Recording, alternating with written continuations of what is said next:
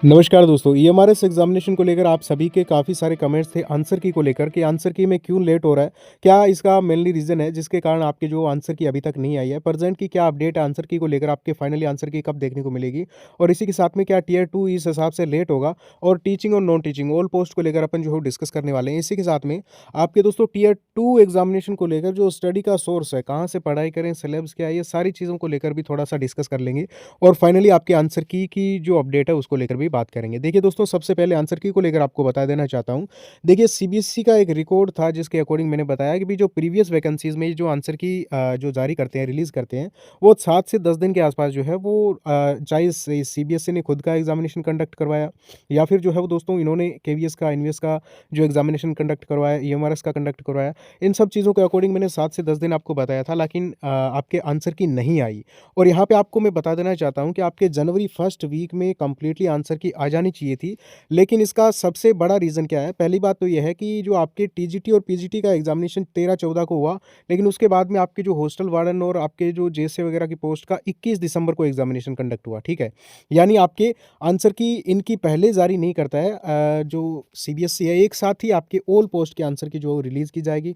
पहला रीज़न तो ये है और दूसरी बात ये है कि फर्स्ट वीक ऑफ जन में आपका आंसर की आ जाना चाहिए था और नहीं आया। इसका मेन रीज़न ये है कि प्रेज़ेंट में सीबीएसई जो है वो आप देखोगे यहाँ पे सीबीएसई ने ईएमआरएस का एग्ज़ामिनेशन कंडक्ट करवाया है, उसकी आंसर की बनाने में लगा, उसी के साथ में केवीएस और एनवीएस का जो एग्जामिनेशन है उसको लेकर भी, रिजल्ट को लेकर जो तैयारियां हैं वो भी चल रही है। और इसी के साथ में सीबीएसई खुद के भी अभी जो है वो टोटल फॉर्म भरवाए गए और इसी के साथ में उनका भी एग्जामिनेशन कंडक्ट करवाना है। तो कुल मिला के उनकी भी एग्जाम डेट दे दी है, तो उसके एग्जामिनेशन को लेकर भी सीबीएसई मतलब तीनों चारों तरफ से जो है वो कंप्लीटली हाई वर्कलोड सीबीएसई के सिस्टम में प्रेजेंट में चल रहा है, ठीक है?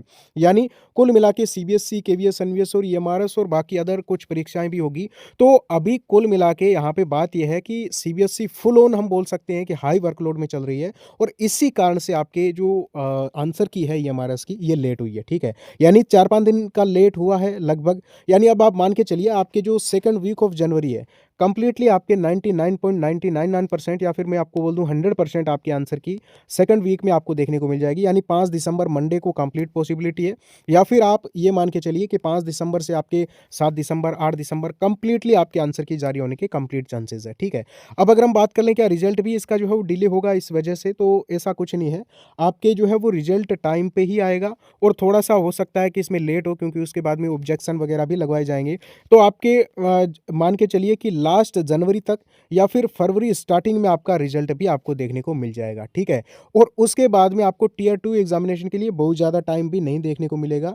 तो मैंने आपको पहले ही कहा है कि अगर आपके मार्क्स ठीक-ठाक अच्छे आ रहे हैं तो आप केवीएस, एनवीएस का एग्ज़ामिनेशन दीजिए और अपनी प्रिपरेशन अच्छे तरीके से स्टार्ट कर दीजिए, अगर थोड़े से ठीक-ठाक मार्क्स आपके बन रहे हैं, ठीक है?